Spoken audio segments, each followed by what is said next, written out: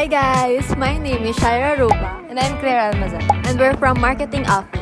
Welcome to another episode of Non-Spot, where we ask Nazayans what's their favorite spot here in NU Nazareth. Let's go!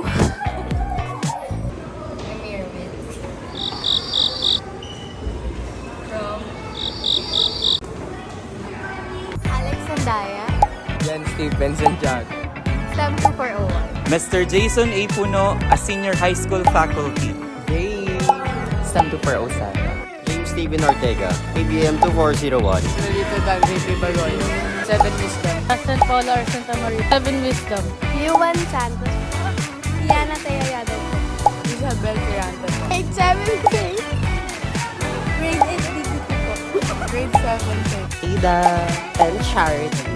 Sander Tomas, BM 2403. Caitlin, Eliana, Kendra, Marta, Mira, grade 2 St. Catherine.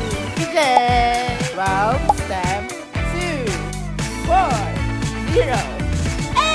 Darren Steven M. Nasis po from 11 SHS to 511. Nicole Kagubat, 10 Simplicity. What's your favorite spot here in Nazareth and why? Mom? My favorite spot here in Nazareth is yung mga seats dyan malapit lang sa kanila. Classroom po. Kasi doon po ako natututo. For me, siguro yung Kaiko Gate kasi dito ako madalas nagpapa-grab food and of course, ito yung aking pin location kapag uwi na ako sa bahay. Thank you for that wonderful question. Yung favorite spot ko here ay siguro yung spot yung sa Quarlof ng Chapel. Kasi dun as a member of tour organization, which is the Student Council in the NSSP, kami ng mga choir mates ko, dun kami nagpa-practice, dun maraming stories na nangyari.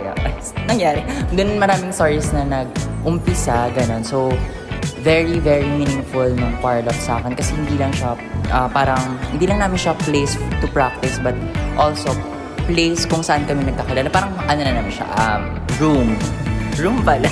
Isa rin parang room sa chapel. Yun. Thank you! Probably the mezzanine just because ang dami kong memories na nakuha dun. And wala lang, sobrang chillful niya lalo na pag tanghali. Wala masyadong tao dun. You can focus there and do your works. Thank you! Mezzanine because it's cold and cozy. Mezzanine po kasi po pwede po kami maglaro tapos kumain po. Thank you! Dun po sa mezzanine. Masaya po dun sa mezzanine eh. Mezzanine po. Malamig po tsaka nakaka-relax. Pero po sa baba. Malapit po sa room namin pag na tayo. I think obvious na yung answer kung saan nakatayo ako ngayon, yung mezzanine, of course. Nagustuhan ko siya kasi gusto ko yung mga variations na nakita ko mga pagkain dito. Halo-halo talaga. Like, kung ano man yung kine-crave mo, makikita mo siya sa mezzanine natin. And nagustuhan ko yung inclusive vibes and yung ambience dito sa mezzanine. Para ako nasa hospital, cherry. Pero, ayun, inclusive siya for me kasi ang dami ko nakitang group of people, mga circle of friends na may kanya-kanyang energy and somehow parang nakikita ko and nafe-feel ko yung energy ko sa kanila na parang yung connection ko sa kanila. Kasi nga sa NU, we are all one within. Thank you! Admissions office kasi sila, mababait sila and very approachable. Okay, thank you! Library. Why? I can read books. I like the library because it's quiet and nice. Mezzanine. So much food. Mezzanine. We can play there too.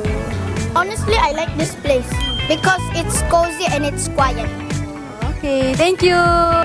So my favorite spot here in Nazareth is yung DR. So, yung dance room. As a student athlete kasi, parang stress ka na sa ACAD always, parang nadidrain ka na. So parang yung DR is yung place kung saan malalabas ko yung stress ko and parang dun lang po yung way ko para mag-enjoy lang palagi. Tas parang kakalimutan yung problema ko sa ACADS. Thank you! You're welcome!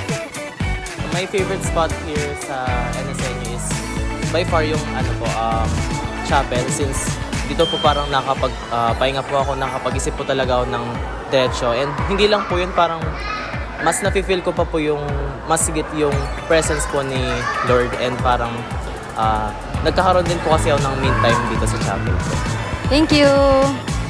My favorite spot will most likely be the classroom, since number one, that's where I usually stay throughout my whole stay here in the school, and may natututunan po talaga ako every time I step in that classroom. Thank you!